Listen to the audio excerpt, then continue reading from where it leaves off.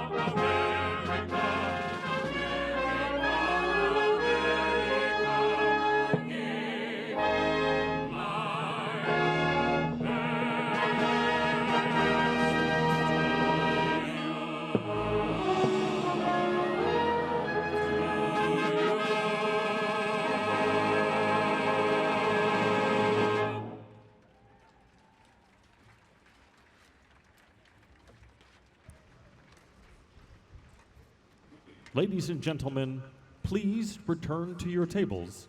The program will begin shortly.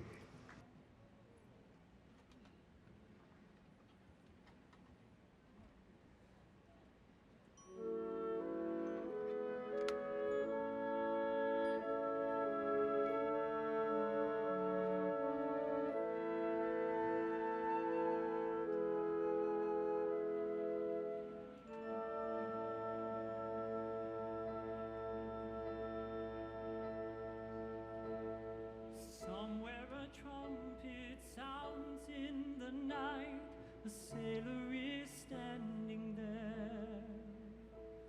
It's calling him out to the stars and the stripes, it's calling him God knows where.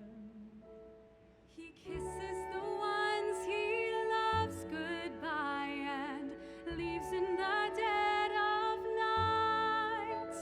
For freedom he'll heed the call, leave all he knows, and for freedom he'll stand and fight.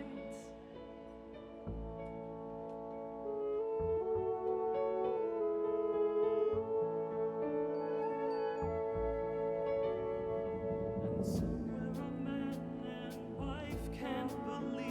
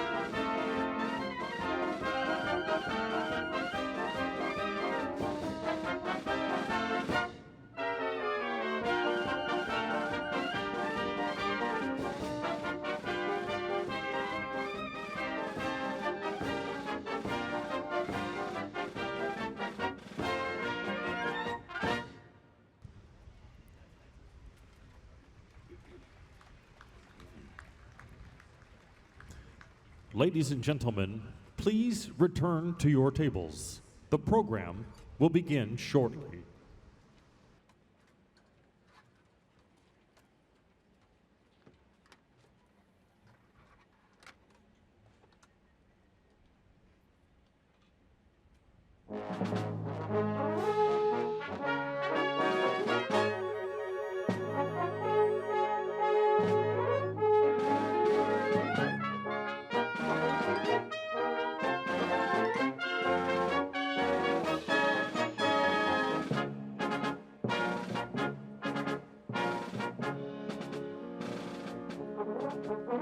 What difference if I hail from north or south, or from the east or west? My heart is filled with love for all of these. I only know I swell with pride, and deep within my breast I thrill to see Hope glory paint the breeze.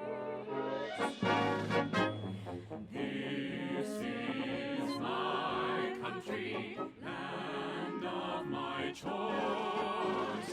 This is my country, hear my proud voice. I pledge thee my allegiance, America, America. This is my country to have and to hold.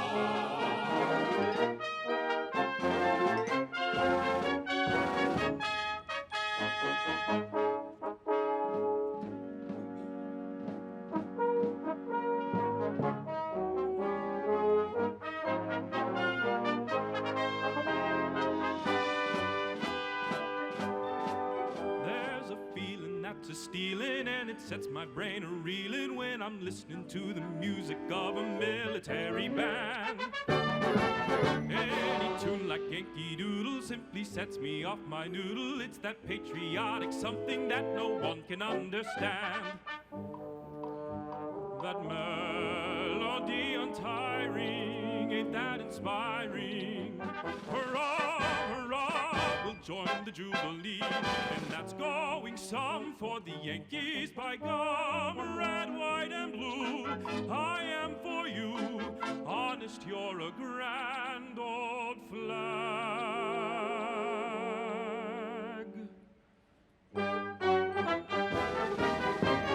You're a grand old flag, you're a high-flying flag, and forever in peace may you wave. You're the emblem of the land I love, the home of the free and the brave. Every heart beats true for the red, white, and blue, where there's never a post or brand. But should old acquaintance be forgot, keep your eye on the grand old, Eye on the grand old, eye on the grand old flag.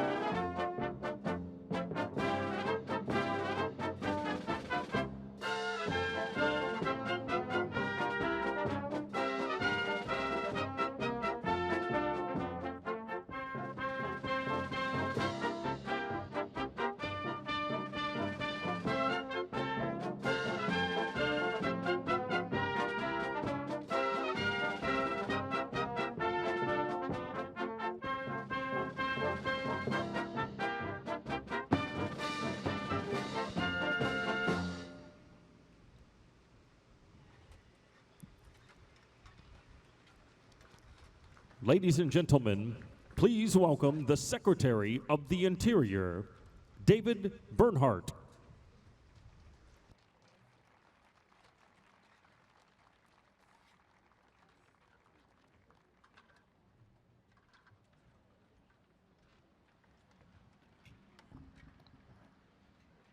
Good evening and welcome. What a beautiful evening.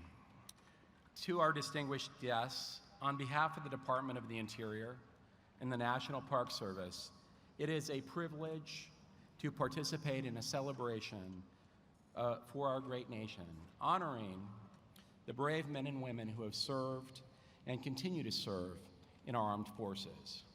Last night, for the first time in more than a decade, fireworks illuminated the sky over the Mount Rushmore National Memorial.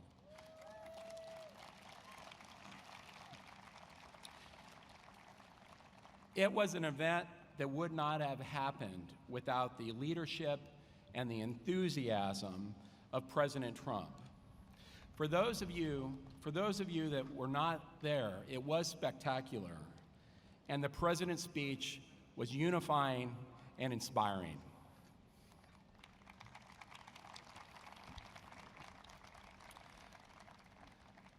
The Department of the Interior and the National Park Service serve as the stewards and guardians of our nation's memorials, monuments, and battlefields. For 87 years, the National Park Service has cared for the south lawn of the White House and the Ellipse, both of which are part of President's Park. President's Park was designed by President Washington and Pierre L'Enfant. The history of this space is unparalleled in telling America's story. I also want to remind everybody that it was on July 3rd that John Adams described in 1776 his vision for how we should celebrate our nation's independence. He said it would be marked with pomp and parade, with shows, games, sports, guns, bells, bonfires, and illuminations, from one end of the continent to the other. 244 years later, President Trump fosters Adams' vision, even in times of challenge, and as we've seen over the last 2 days, he's given him a run for his money.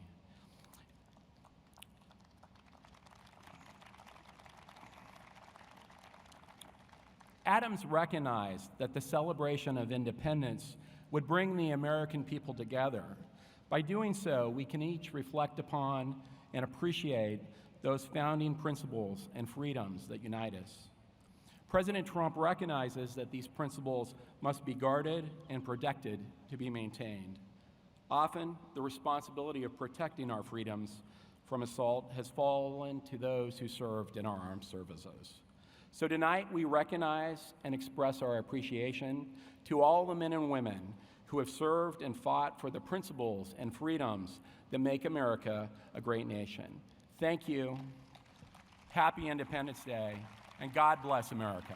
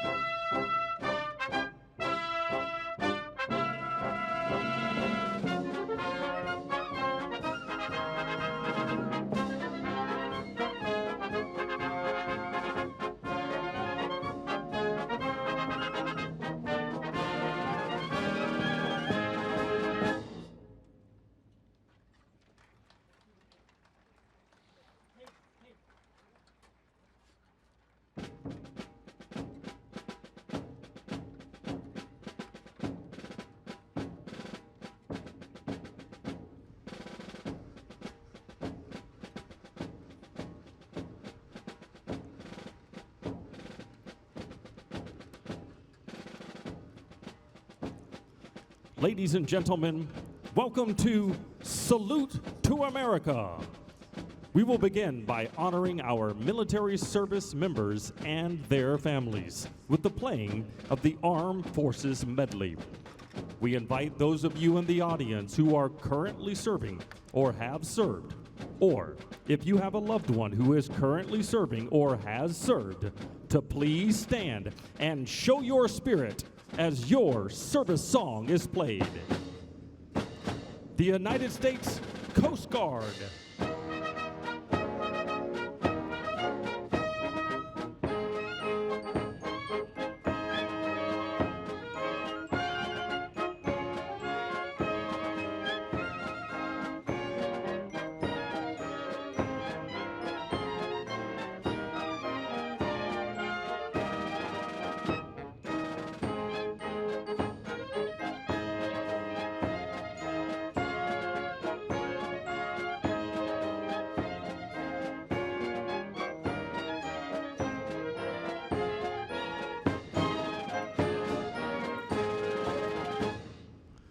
The United States Space Force.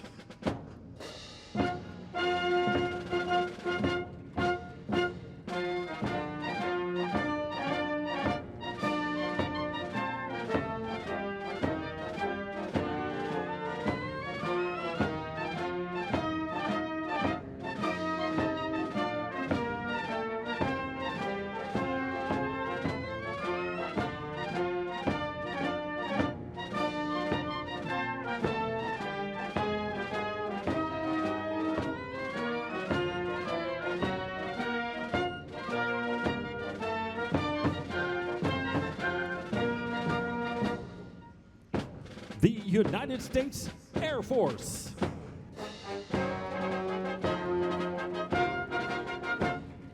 Off we go into the wild blue yonder, climbing high into the sun. Here they come, zooming to meet our thunder, and now give 'em the gun. Down we dive, starting a flame from under, off with one hell of a roar. We live in fame, we'll go down in flame. Hey, nothing can stop the U.S. Air Force. The United States Navy.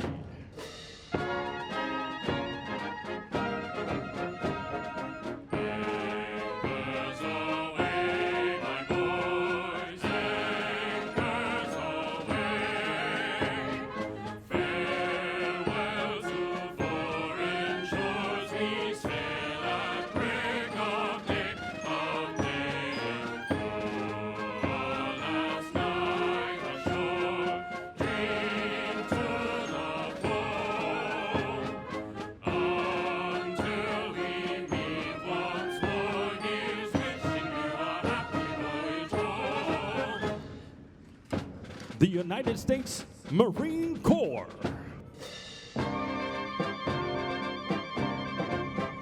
From the halls of Montezuma to the shores of Tripoli, we fight our country's battles in the air, on land and sea. First to fight for right and freedom, and to keep our honor clean. We are proud to wear the title of United States Army. The United States Army.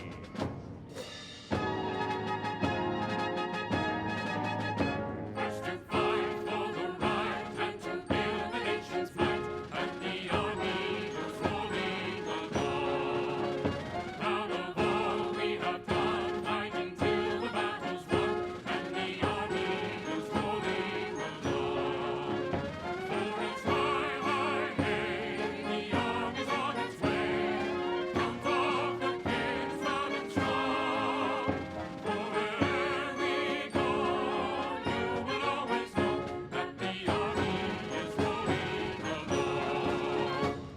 Ladies and gentlemen, please stand for our nation's colors.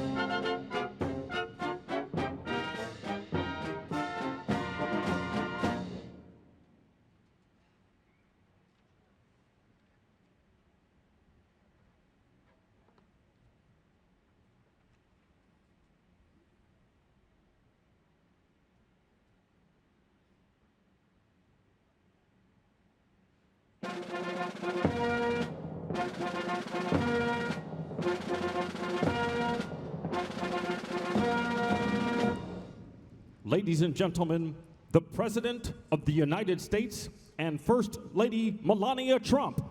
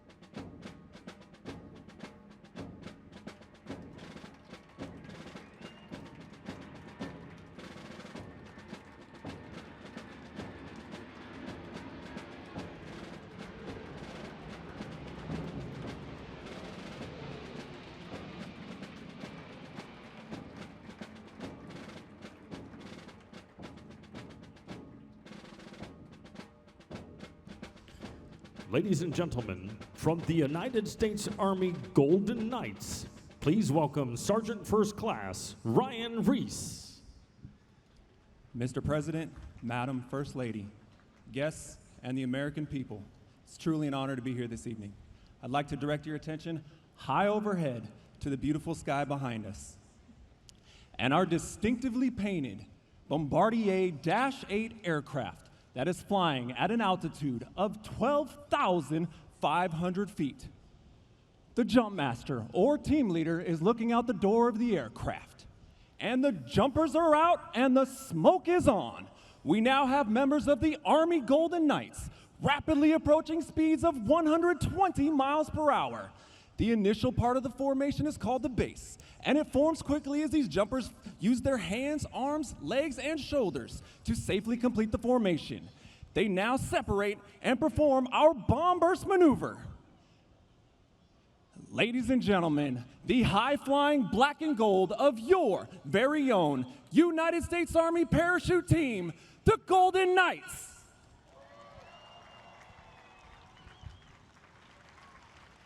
The aerial demonstration that you are seeing tonight is designed to showcase the maneuverability of the human body as it flies through the air and while under canopy. These jumpers are performing 3 separate maneuvers for you this evening. 1 was a mass formation that we just witnessed. 2 will be a side-by-side canopy formation. And 3, the ever-difficult 1,200 square foot drop flag. The jumpers performing for you this evening are Sergeant First Class Trey Gullick, Sergeant First Class Chad Riddlebaugh. Performing our side-by-side canopy maneuver is Staff Sergeant Morgan George and Sergeant First Class Ryan O'Rourke. And finally, performing the difficult 1,200 square foot drop flag maneuver, the team leader of the demonstration team, flying the predominantly black and gold canopy, Sergeant First Class Roman Grijalva. At 1,000 feet, these jumpers can hear you very well.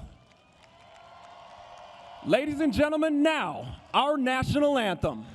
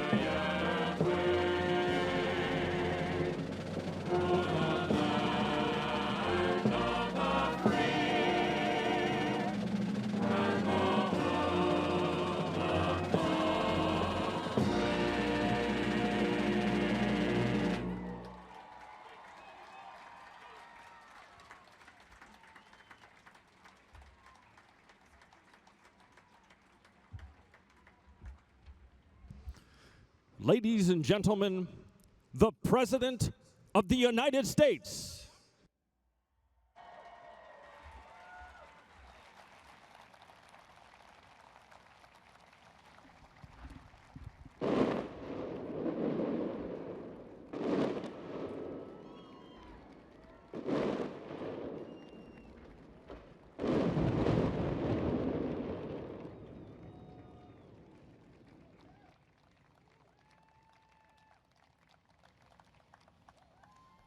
Wow.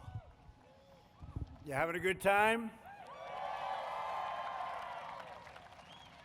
Members of Congress, members of my cabinet, and my fellow Americans, the First Lady and I are delighted to welcome you to the second annual Salute to America. On this wonderful day, we celebrate our history, our heroes, our heritage, our great American flag, and our freedom. Happy 4th of July to everyone. I want to thank the U.S. Army Golden Knights for that truly awe-inspiring display, tremendous talent. The Golden Knights and every member of the armed forces here this evening, we just want to say that you have earned the eternal gratitude of our entire nation. 244 years ago in Philadelphia, the 56 signers of our Declaration of Independence pledged their lives, their fortunes, and their sacred honor to boldly proclaim this eternal truth that we are all made equal by God.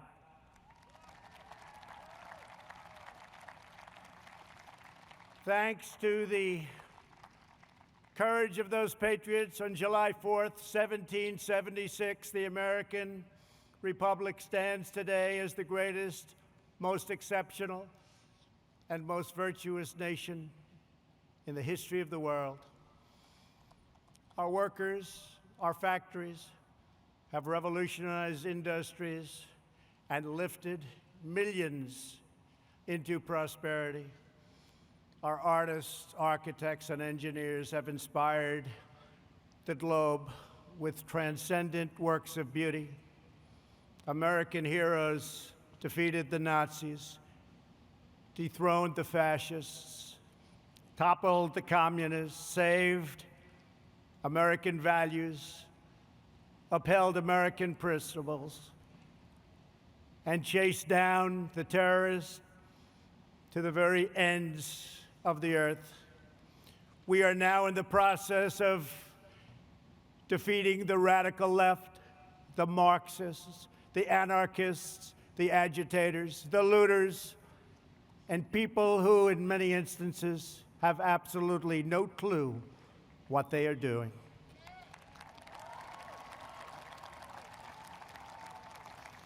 Our inventors, scientists, doctors, and researchers have improved the lives of billions and billions of people all around the world. Our brave astronauts planted the American flag on the moon, and America will be the first nation to land on Mars. All Americans living today are the heirs of this magnificent legacy. We are the descendants of the most daring and courageous people ever to walk on the face of the earth. We inherit their towering confidence, unwavering enthusiasm, their unbridled ambition, and their unrelenting optimism. This is the untamed spirit that built this glorious nation, and this is the spirit that burns brightly within the soul of every American patriot.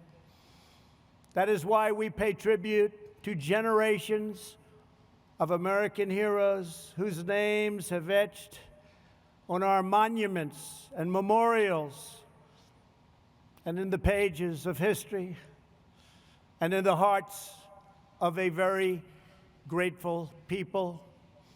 We will never allow an angry mob to tear down our statues, erase our history, indoctrinate our children, or trample on our freedoms.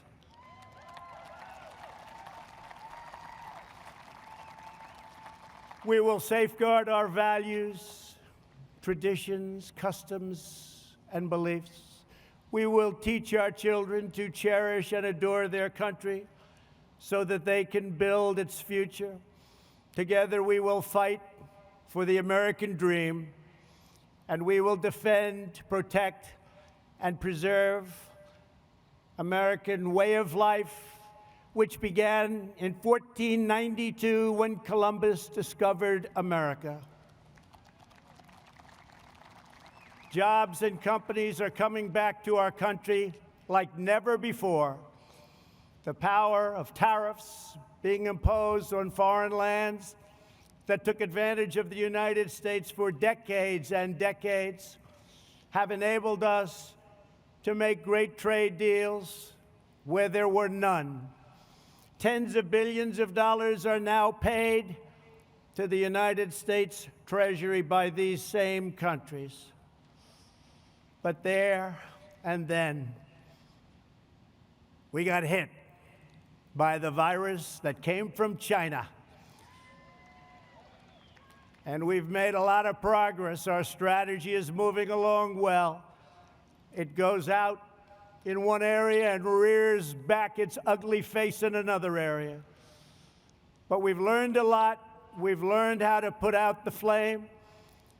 We've made ventilators where there were none by the tens of thousands, to the point that we have far more than we need, and we are now distributing them to many foreign countries as a gesture of goodwill.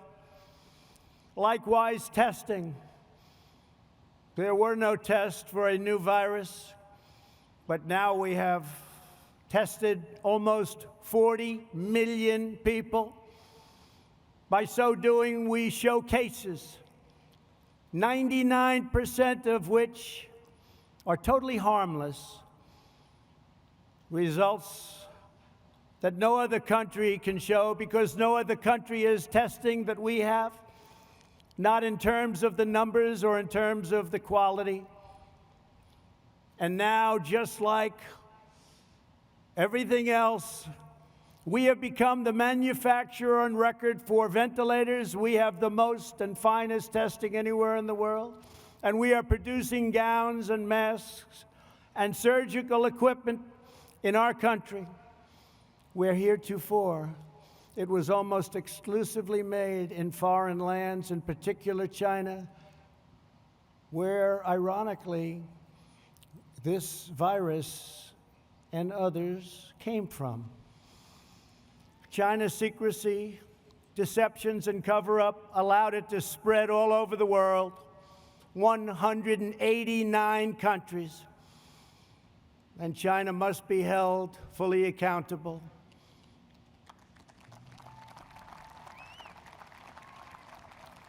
With respect to remedies, we are now doing unbelievably well and are in deep testing on vaccines, treatments, and therapeutics. I want to send our thanks to the scientists and researchers around the country and even around the world who are at the forefront of our historic effort to rapidly develop and deliver life-saving treatments and ultimately a vaccine. We are unleashing our nation's scientific brilliance, and will likely have a therapeutic and/or vaccine solution long before the end of the year.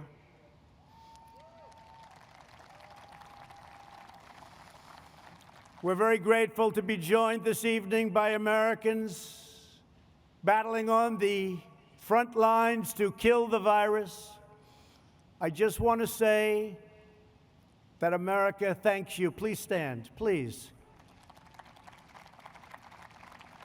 Thank you very much. Great, brilliant people.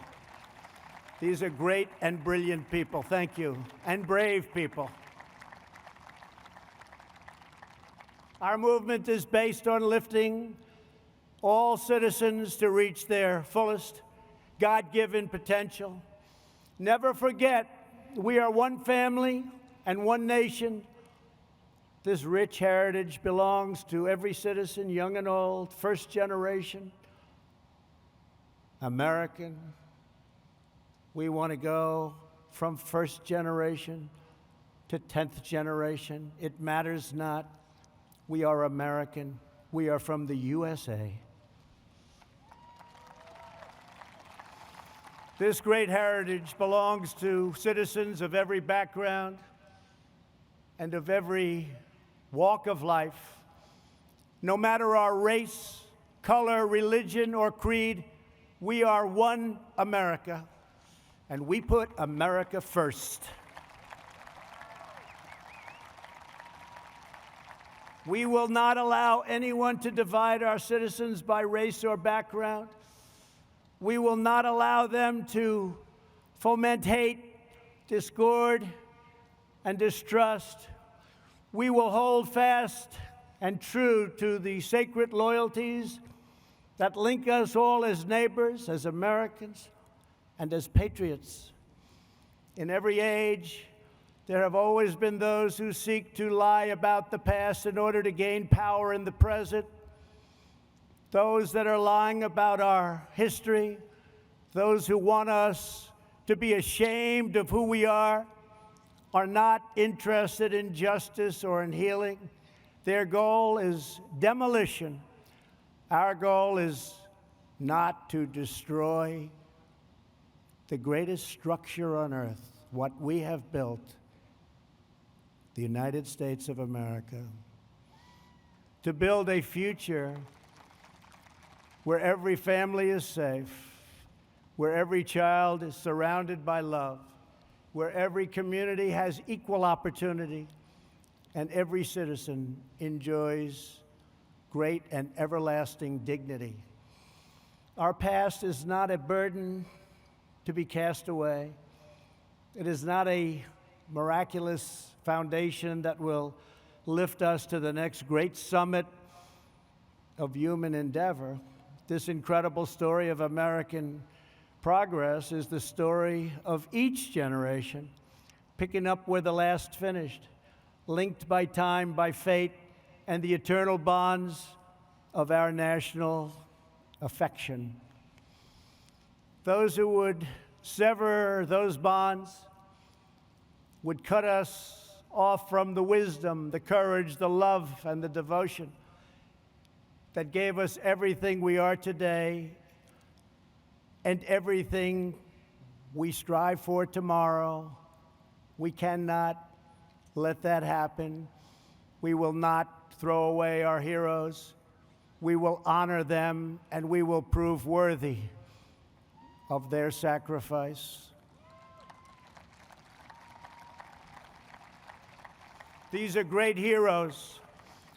Let me also say a word to those in the media who falsely and consistently label their opponents as racists, who condemn patriotic citizens, who offer a clear and truthful defense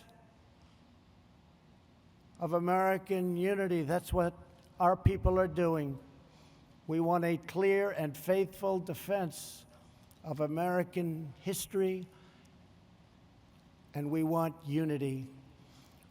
When you level these false charges, you not only slander me, you not only slander the American people, but you slander generations of heroes who gave their lives for America.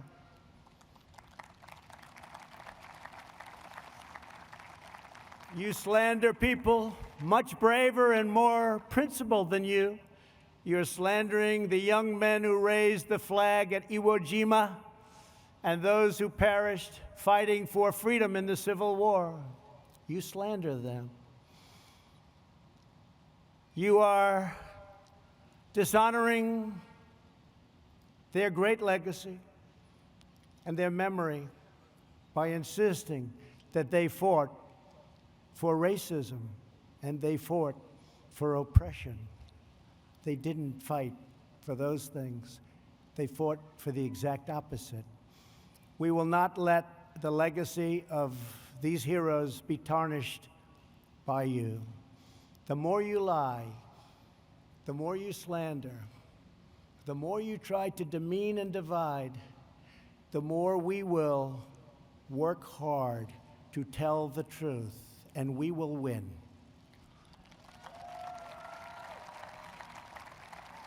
The more you lie and demean and collude, the more credibility you lose. We want to bring the country together, and a free and open media will make this task a very easy one. Our country will be united. After all, what do we all want?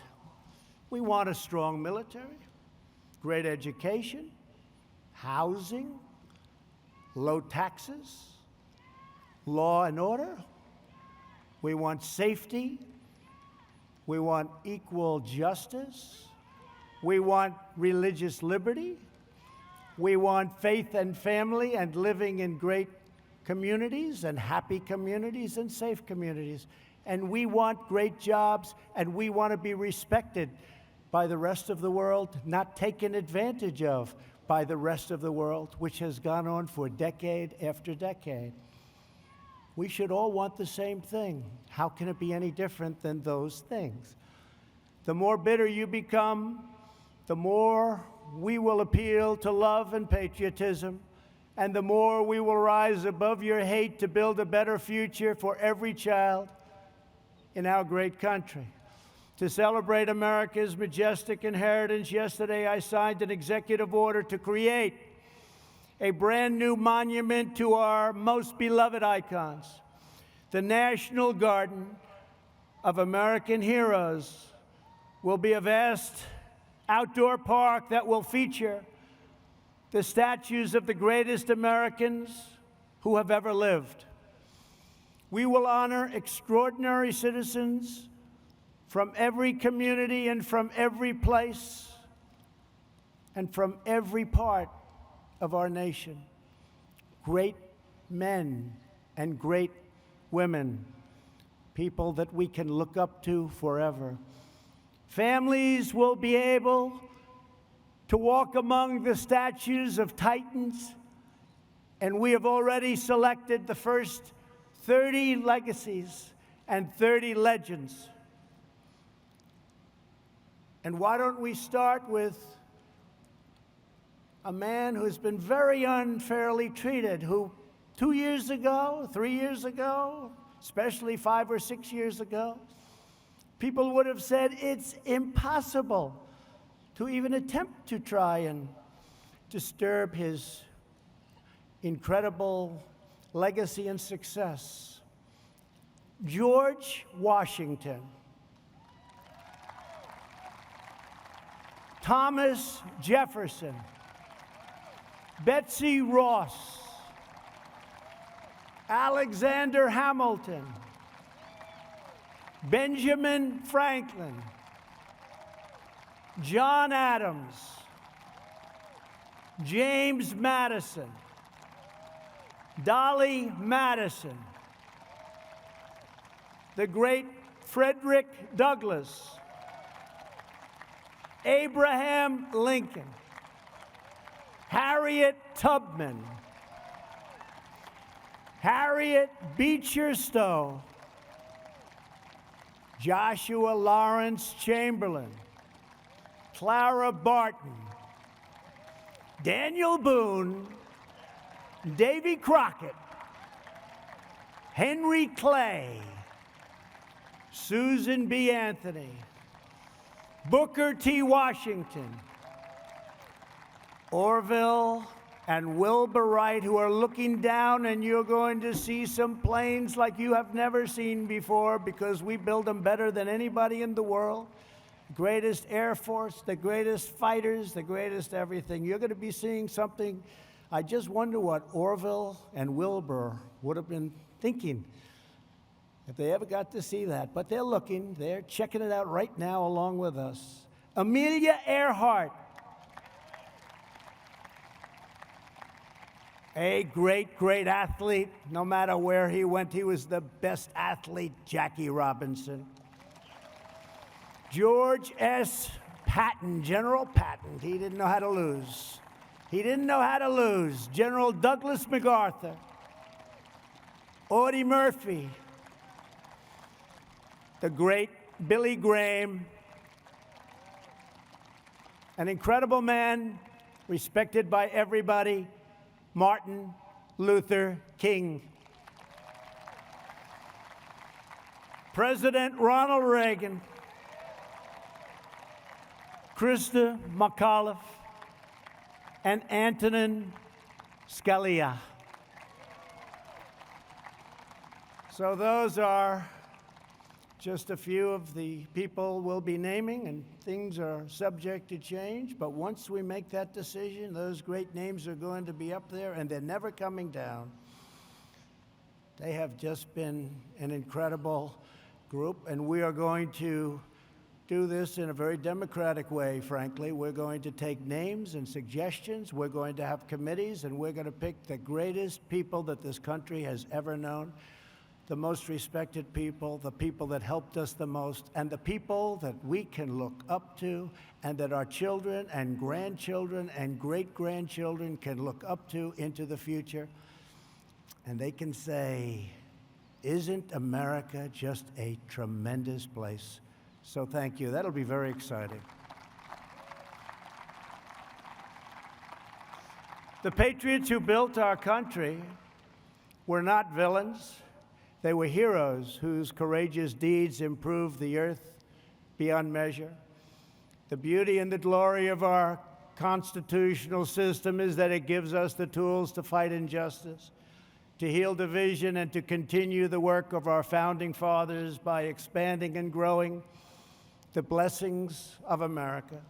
If you believe in justice, if you believe in freedom, if you believe in peace, then you must cherish the principles of our founding and the text of our Constitution. It's our founding and our Constitution. It is a firm foundation upon which all progress is achieved. That's why our country is so strong, even despite terrible things that happen over the generations. Here this evening are a number of heroes who risked their own lives to uphold these values and to keep our communities and our country safe. We are joined by the outstanding law enforcement officers who have been able to fight on the front lines protecting our cities, many of them facing down violent assaults from very bad people. We are especially moved to be joined by the family of a great man, fallen officer David Dorn, a 38-year veteran of the St. Louis Police Department who was killed last month in the city he devoted his life to defending.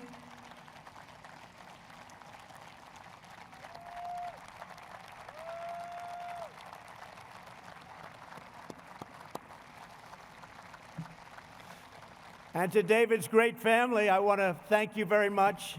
The American people will always support the courageous men and women of law enforcement, and nobody embodies that better than David. Thank you very much. Please.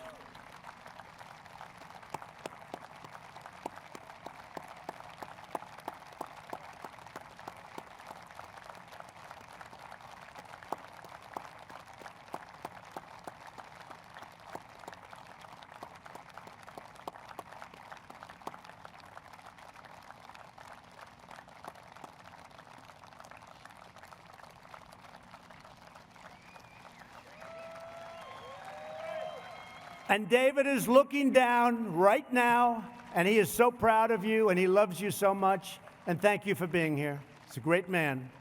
It's a great man. Finally, tonight, we will salute the greatness and loyalty and valor of the men and women who have defended our independence for 244 years. We will honor the amazing men and women of the United States military. Never in history has a nation used so much power to advance so much good. Battlefields across the world and here at home are marked with the gravestones of young patriots who spent their final valiant moments on this earth to secure liberty and peace. Every child should be taught the military heroes who fought and died to make us free. These are great people. These are great, great heroes indeed. And our greatest leaders and heroes should be recognized and even immortalized for coming generations to see. You know that. This will make our country even stronger, long into the future. In a few moments, we will bear witness to awesome aircraft representing every major military conflict over the last 75 years. These planes once launched off massive aircraft carriers in the fiercest battles of World War II.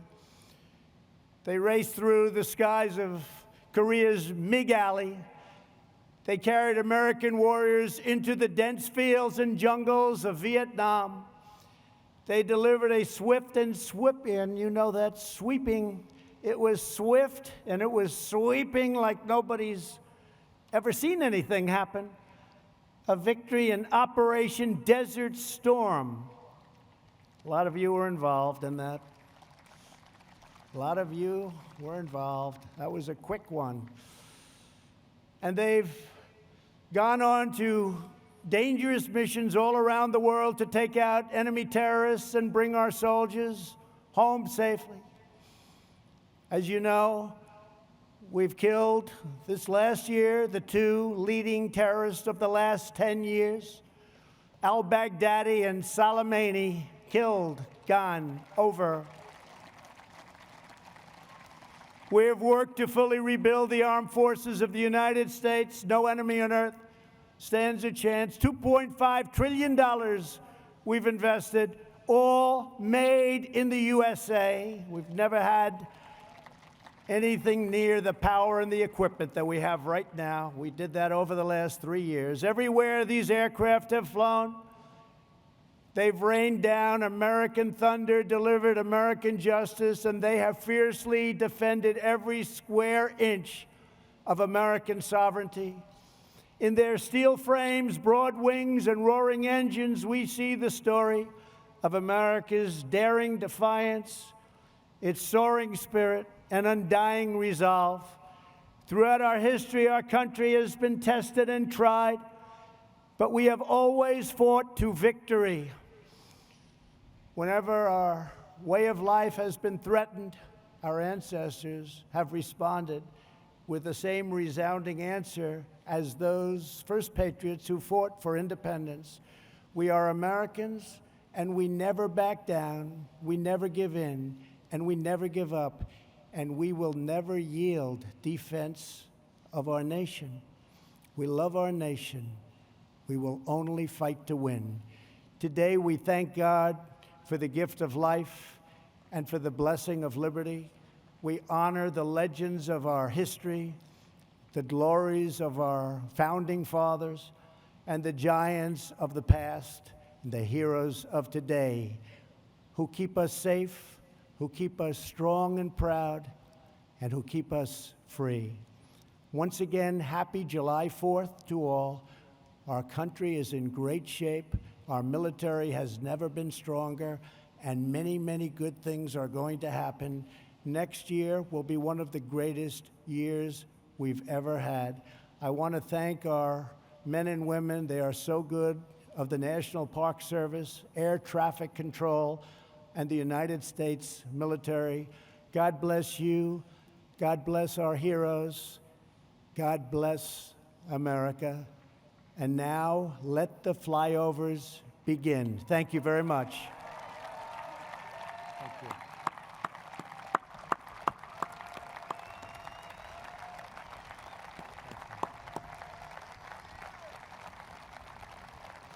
Ladies and gentlemen, please welcome world-renowned air show announcer Rob Ryder as he walks us through our salute of air power from World War II to the future. Please enjoy. Good evening, Mr. President and Madam First Lady and distinguished guests. I'm Rob Ryder, and I'm honored to be your narrator for an aerial review to celebrate our Independence Day. Our flyovers tonight will showcase air power across time. Look at the screens and look above. Representing World War II, after we were brought into World War II by the bombing of Pearl Harbor. Approaching first, two very important airplanes known as C-47s. They were the military designation for the Douglas DC-3, the airliner that changed the way America traveled. Carrying 28 paratroopers, they were also involved in the D-Day invasion, over 1,000 of them in that operation alone on June 6, 1944. Over 10,000 of these aircraft were built. Following that, as we move from heritage to horizons and continuing in World War II, one of the most famous aircraft of all time. You can see it in the center of this formation.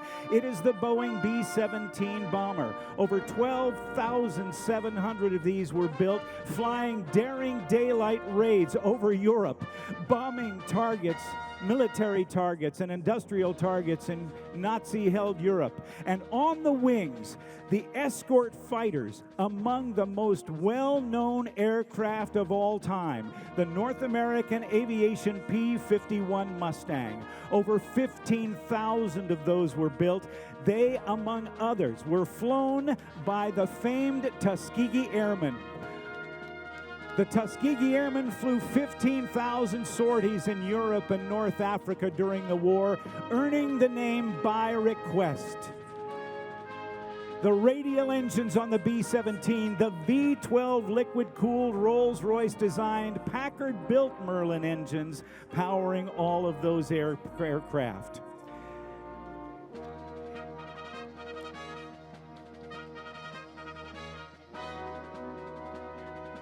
Of the more than 15,000 of those P-51s built between 1940 and 1945, about 160 remain flyable in the world today.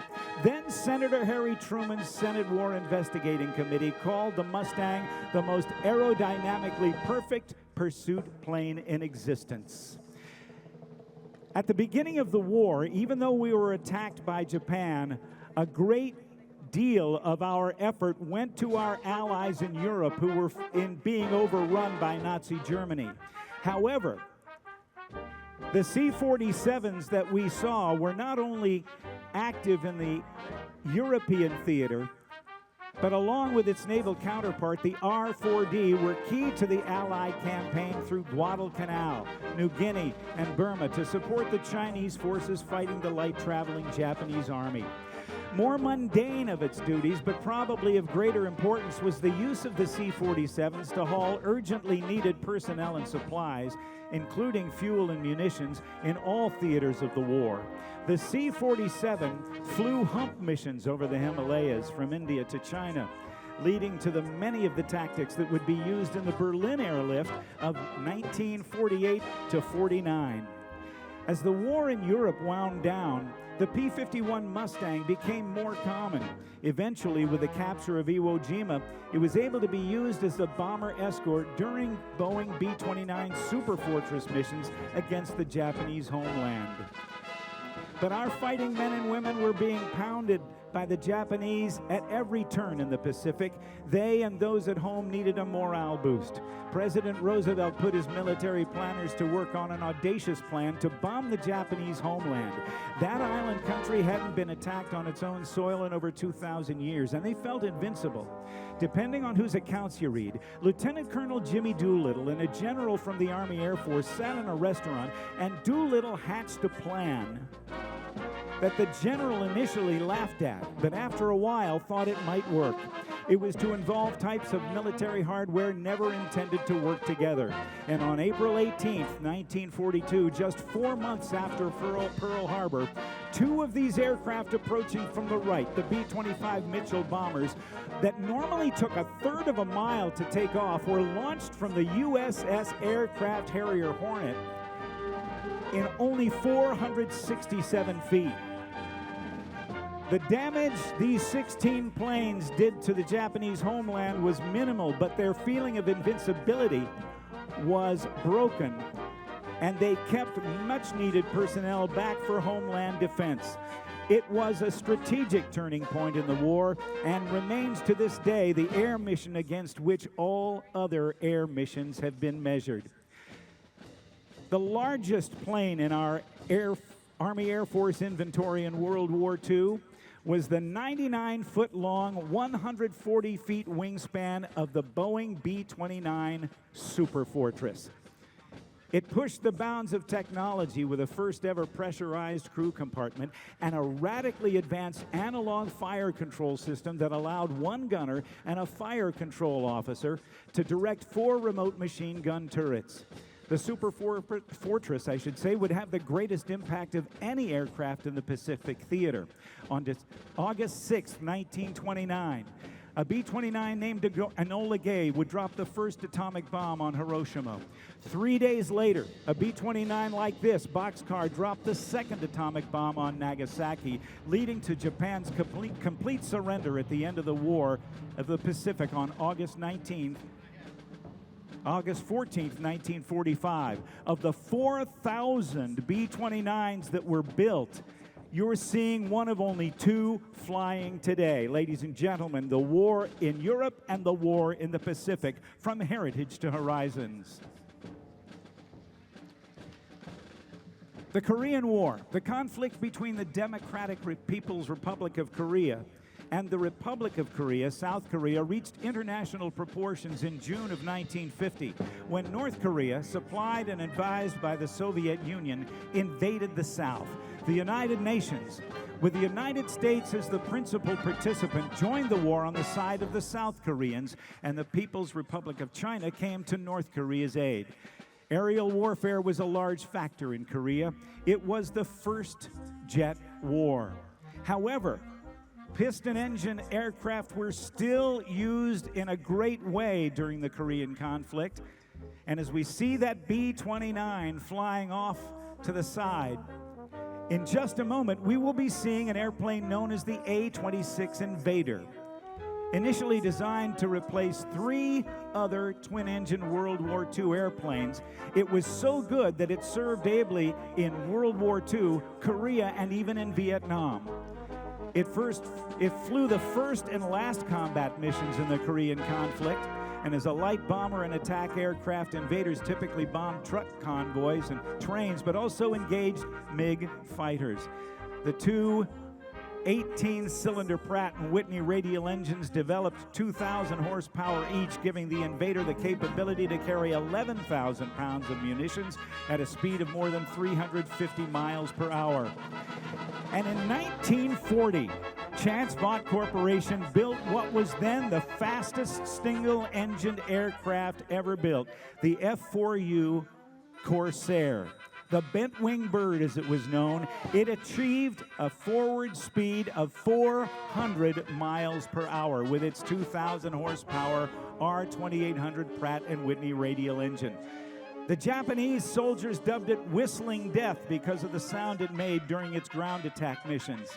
But an air-to-air role, it racked up an impressive 11-to-1 aerial victory ratio against Japanese planes. The Corsair remained in production longer than any other single-engine piston-driven fighter, with the last one coming off the production line in late 1952. In late 1952, September of that year, Marine Captain Jesse Fulmer, flying a piston-driven F-4U Corsair, shot down a MiG-15 jet and was awarded the Silver Star by the President. In all, 12,571 Corsairs were built by Chance Vought, Brewster Aircraft, and, believe it or not, the Goodyear Tire and Rubber Company of Akron, Ohio.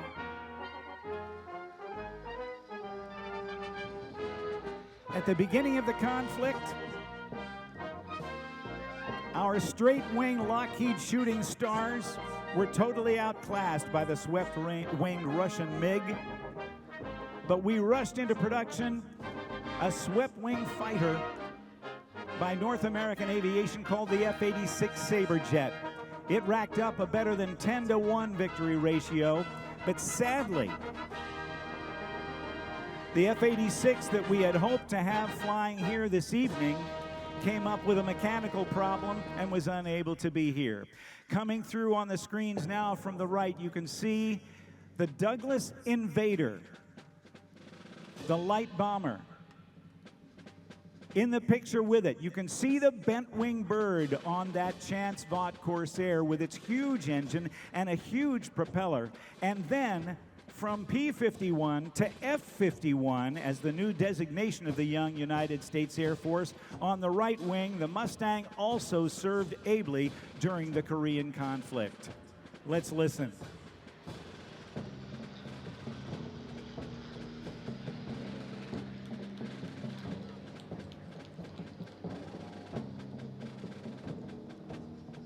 Moving on to Vietnam. The Vietnam War pitted the communist government of North Vietnam against South Vietnam. And during the war, the United States relied on the helicopter in combat as never before. It truly became the helicopter war. Many of you will remember the TV show and movie MASH about the mobile Army surgical hospitals during the Korean conflict. Well, the opening sequence showed wounded soldiers being transported by a bubble-canopied helicopter known as the Bell H-13 Sioux helicopter. It was during that war that the helicopter became indispensable, greatly increasing the survivability of wounded soldiers on the battlefield by airlifting them to the MASH units.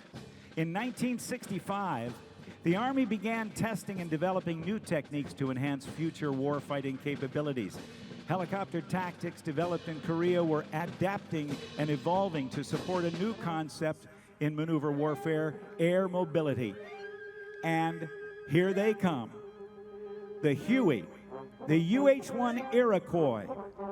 An estimated 11,000 took to the skies for almost 19 years. They flew slicks, troop carriers, gunship missions, attack, and dust-off medical evaluation. The UH-1s we see flying here today are from the 1st Helicopter Squadron from Joint Base Andrews. And just last December, they celebrated their 50th anniversary.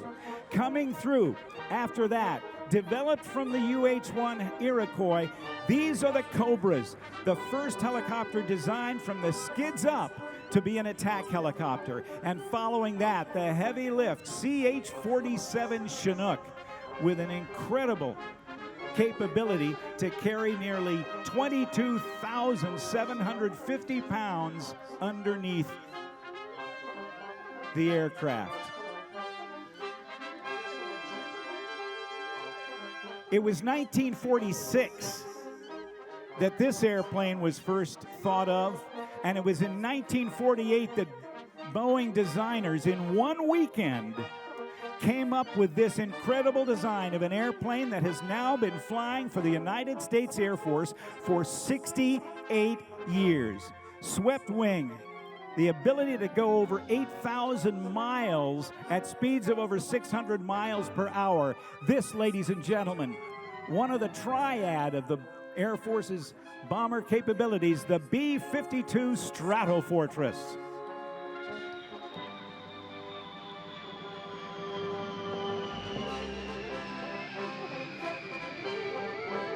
Dropping tens of thousands of tons of bombs during the Vietnam conflict.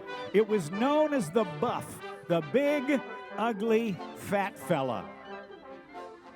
In all, 744 were built. About 75 still remain in service today and is expected to remain so until 2040. I am told that grandfathers, sons, and grandsons have all flown the B-52 bomber in the course of those 68 years. Moving now to Desert Storm, and in August of 1990, Iraqi forces under the control of Saddam Hussein invaded the sovereign nation of Kuwait in the Middle East. Kuwaiti forces were quickly overwhelmed by the Iraqi Republican Guard divisions, and in the coming months, the United States led a coalition to force the withdrawal of Iraqi forces from Kuwait. And on a dark, quiet morning in January, only feet above the Kuwaiti desert, 8 Apache helicopters from the 101st Airborne Division fired the first shots of Operation Desert Storm. Apaches destroyed 2 Iraqi early warning radar sites, blinding Iraqi radar and air defense forces and setting conditions for the beginning of the larger air campaign by the Air Force and the Navy. The Apache, still the most advanced attack helicopter today, is commonly referred to as a flying tank, able to survive in highly contested environments while inflicting maximum damage to enemy targets day or night in poor weather conditions. Also serving in that war, the UH-60 Black Hawk helicopter by Sikorsky, the Army's utility tactical transport helicopter. The Black Hawk has replaced the famous Huey as the Army's workhorse, and a single Black Hawk can transport an entire 11-person, fully equipped infantry squad into battle. Over the years, the UH-60 has been constantly upgraded with more powerful engines and other improvements. Here come the helos. And as they approach, let me tell you about the next airplanes coming through. Ever since World War I, the first air war, where the average life of a fighter pilot was only 3 weeks, achieving air superiority has been the goal of military planners. An airplane that first flew in 1972 and entered service in 1976 has long been considered an air superiority fighter, the F-15 Eagle. Capable of speeds at more than 2.5 times the speed of sound, Mach 2.5, or for us non-fighter pilots, that's 1,875 miles per hour. The single-seat F-15C and its younger brother, the two-seat F-15E Strike Eagle, have dominated the skies in any battle situation with power, maneuverability, and a wide variety of weapons. Its kill ratio is unmatched. 104 aerial combat victories and 0 losses.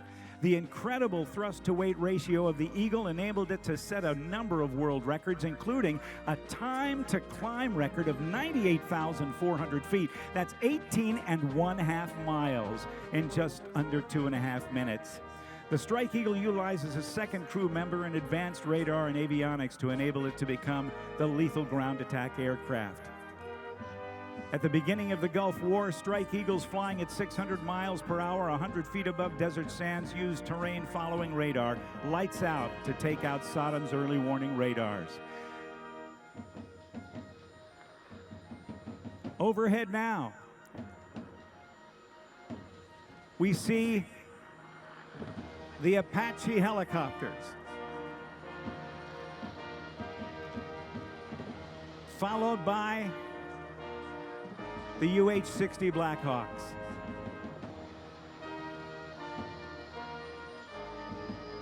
And here come the Eagles.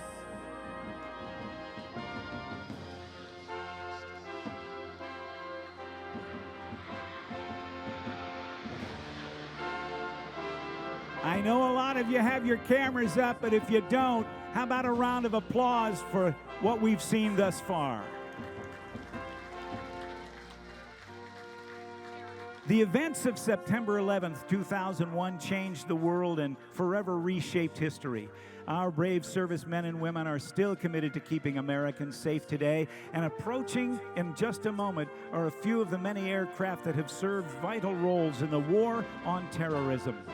Igor Sikorsky, the father of the modern helicopter, overcame significant aerodynamic and physics challenges in his development of rotary winged flight. Without getting into a lot of mind-numbing stuff, a phenomenon called retreating blade stall has always limited the speed at which a helicopter could travel. The Holy Grail would be to develop an aircraft that could take off and land vertically, but be able to fly as fast as a conventional airplane.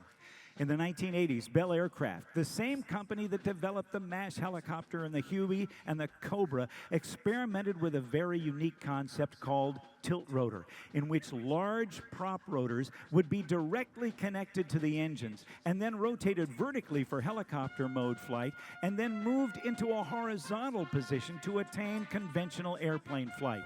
The result is the MV-22 Osprey, an aircraft that can deliver 24 fully equipped troops to the battle space at speeds of over 300 miles per hour and then land vertically like a helicopter. Its load-lifting capabilities are significant, with the ability to carry an internal load of more than 9,000 pounds or 15,000 pounds externally.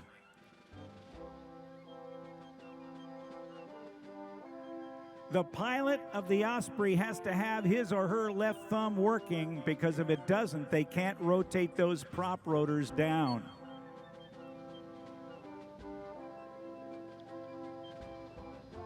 The unmistakable sound of the MV-22 Osprey.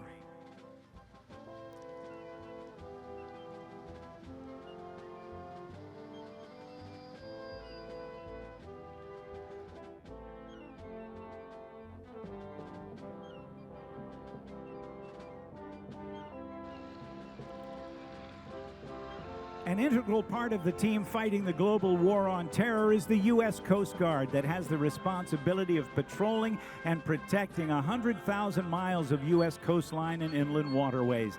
In existence since 1790, it's the smallest branch of our military.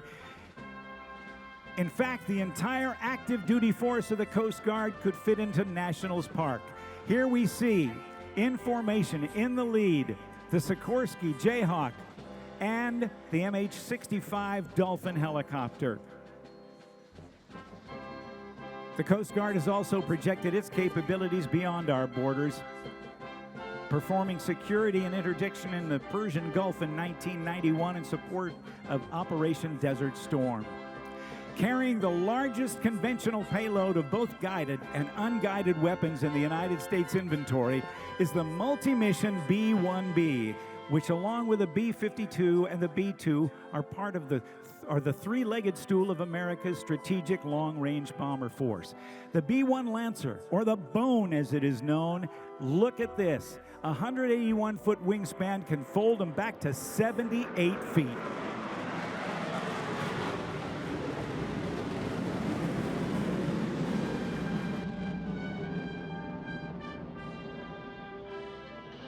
That, ladies and gentlemen, is the sound of freedom.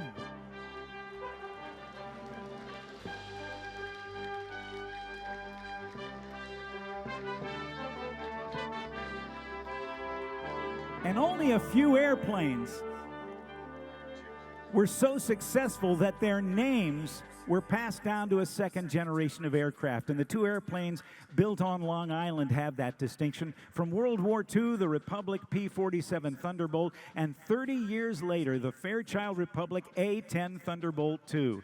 Built for close air support, flying low and slow, the Warthog was built around a very potent 7-barreled cannon, the GAU-8 Avenger, firing 30-millimeter shells the size of Coke bottles at a rate of 4,000 rounds per minute. That's 65 rounds each second. It totally earned its name, Tank Killer.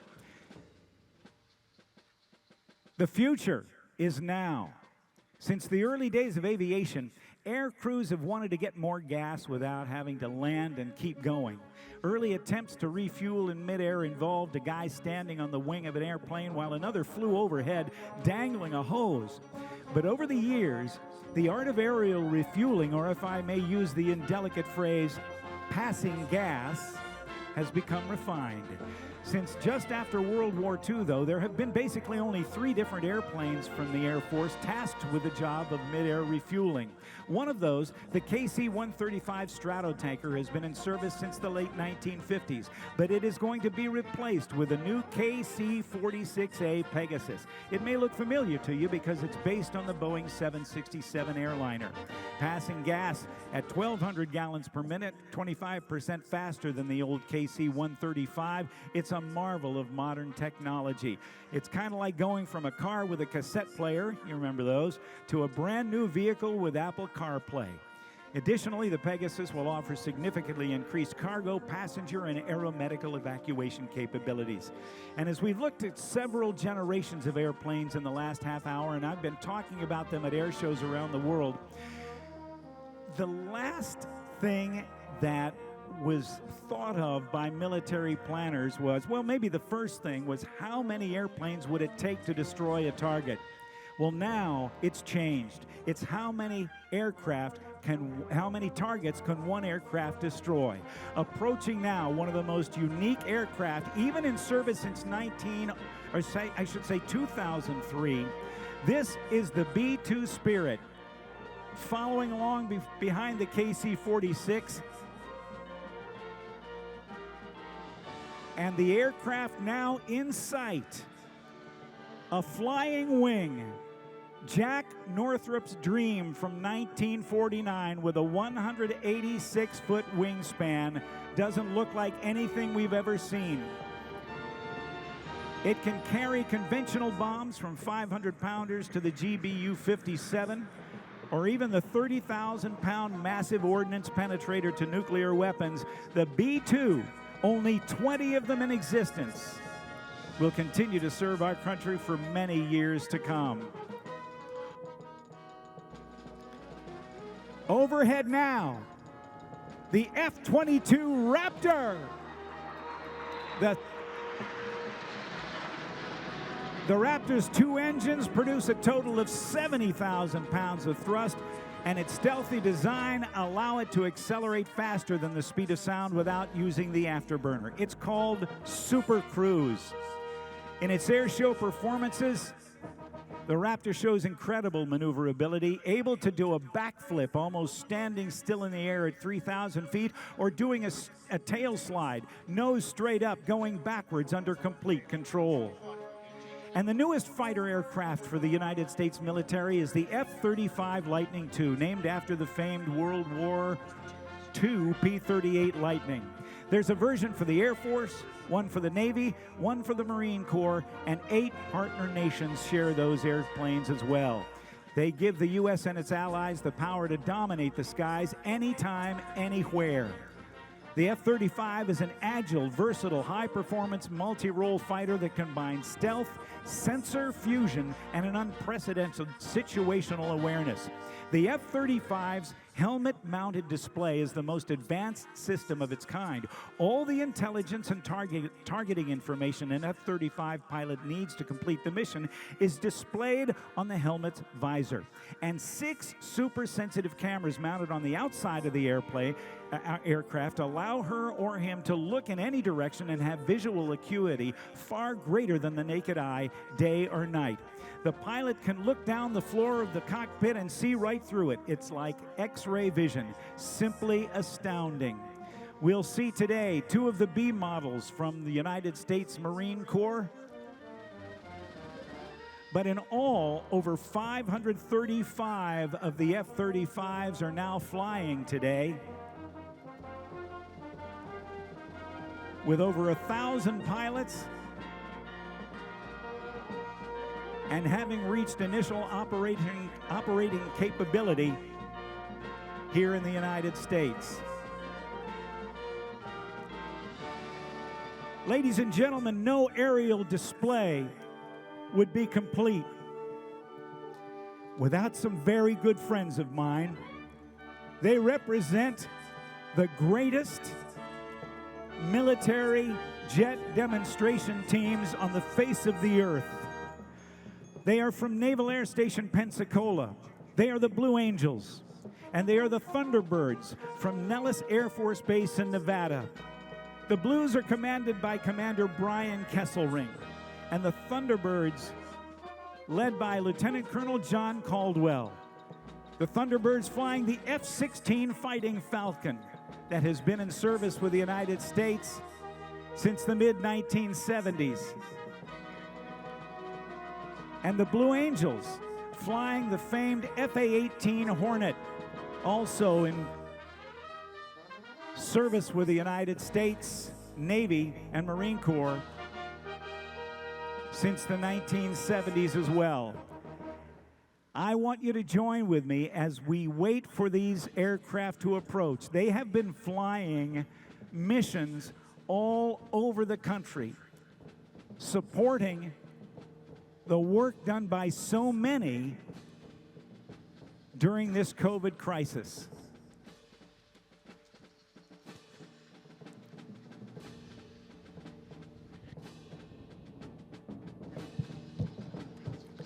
The Blue Angels exemplify the Navy values of honor, courage, and commitment. And the Thunderbirds serve to represent all the men and women of the United States Air Force as our ambassadors in blue. Ladies and gentlemen, the Thunderbirds and the Blue Angels.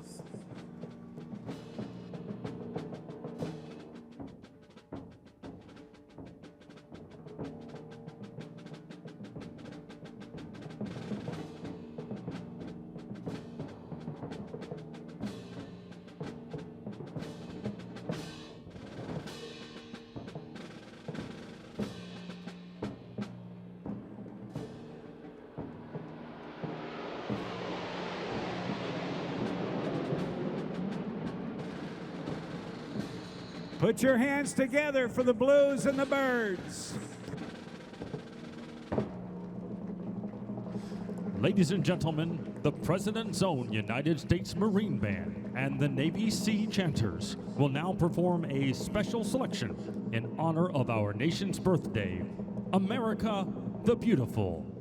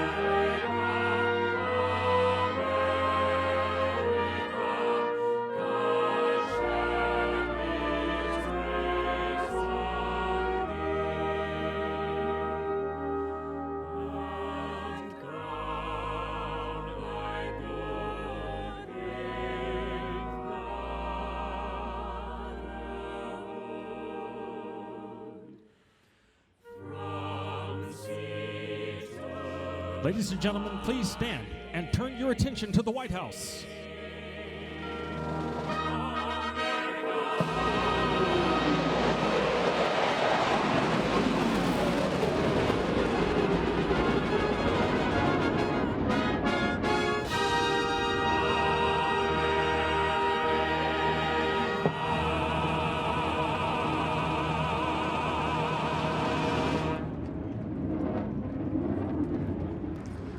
Ladies and gentlemen, please join us in the singing of God Bless America.